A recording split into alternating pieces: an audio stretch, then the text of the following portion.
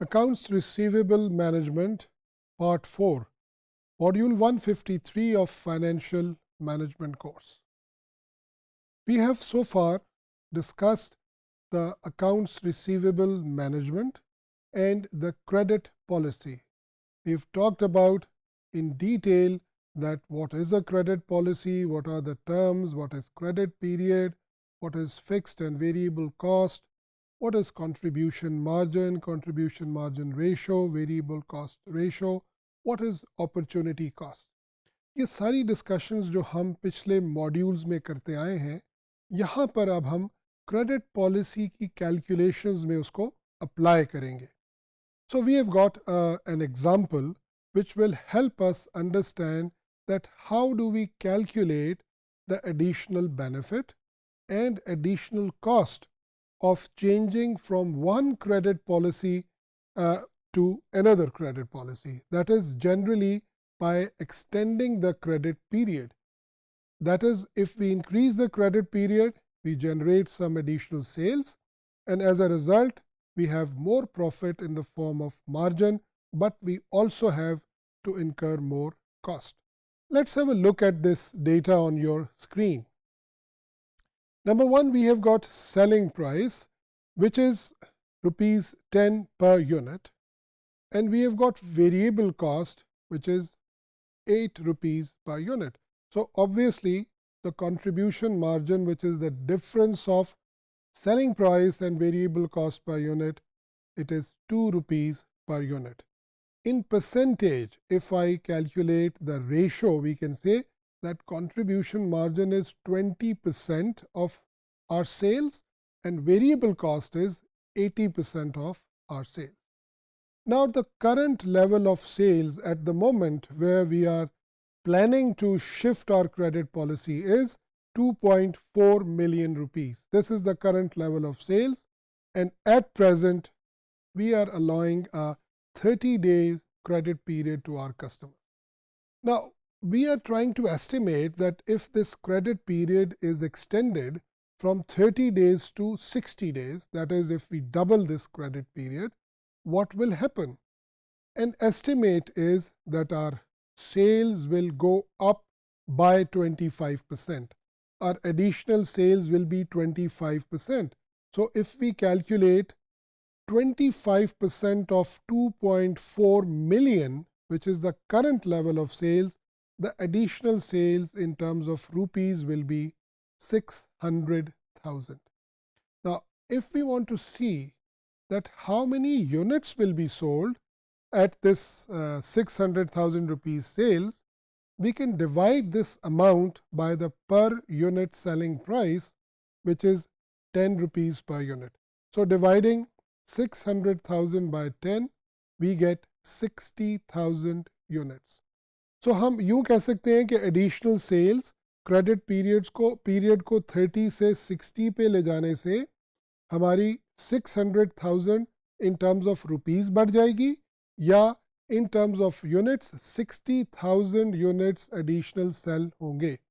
And the last part of the data that we have is our opportunity cost. So our opportunity cost of funds, यानी जो funds हम generate करेंगे अपने additional receivables को पूरा करने के लिए, वो 20% है. हमें 20% इंटरेस्ट या 20% रिटर्न पे करना है in order to meet the financing that will be required for additional receivables.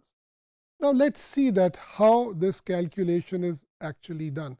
But before that, remember that we are going to compare the additional benefit with the additional cost.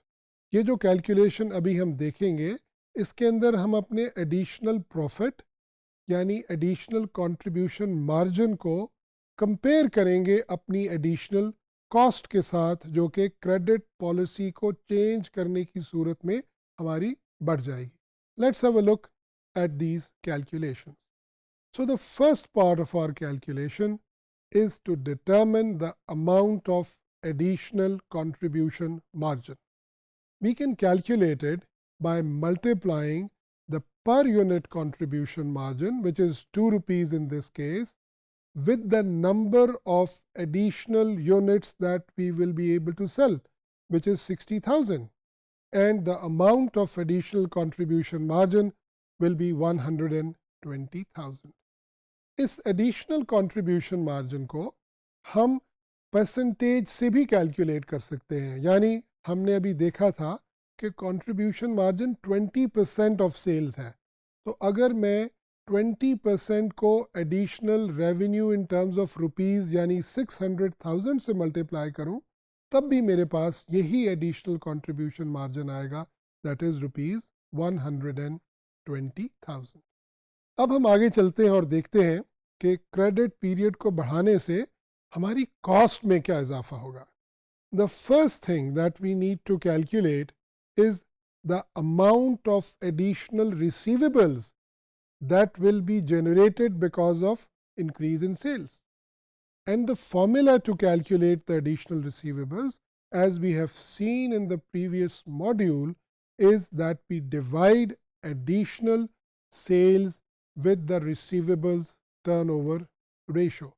In this case, this receivables turnover ratio is 6, and it is calculated by actually dividing 360 with the number of days in the credit period.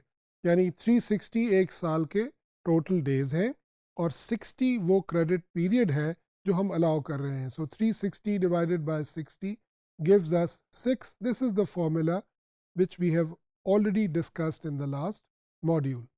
So when we divide our additional sales with the receivables turnover ratio, we get the amount of additional receivables that will be generated.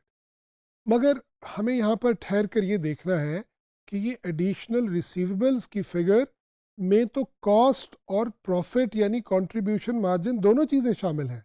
ये 100,000 की जो value है, ये तो असल में वो value है जो कि सेल्स की शक्ल में हमें मिलेगी. इस 100,000 के रिसीवेबल्स को जनरेट करने के लिए हमें जो कॉस्ट इनकर करनी है, that is the variable cost of these additional receivables. So in the third step we calculate the additional cost of our variable cost of our additional receivables, and this is by multiplying that percentage of variable cost, which is 0.8 or 80% with the additional receivables, and that is 80,000. So 80,000 की जो amount है ये हमारी additional cost है. इस cost के ऊपर हमें 20% इंटरेस्ट पे करना होगा, या इन अदर वर्ड्स हमारी अपॉर्चुनिटी कॉस्ट इज 80,000 रुपीज़ की 20% है. So when we multiply the opportunity cost percentage with the amount of additional receivables variable cost, that is 80,000, we get an amount of 16,000.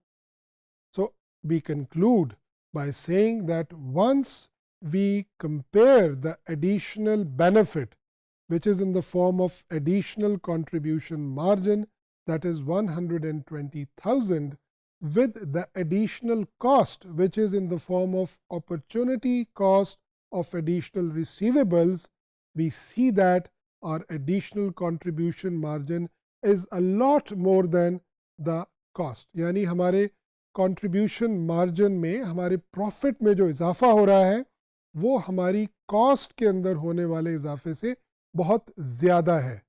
So we conclude by saying that if we change our credit policy, if we shift from 30 days credit to 60 days credit, our additional benefit will be a lot more than our additional cost, and hence our decision or our recommendation to the management will be that we should move with the new credit policy and change our credit period from 30 days to 60 days.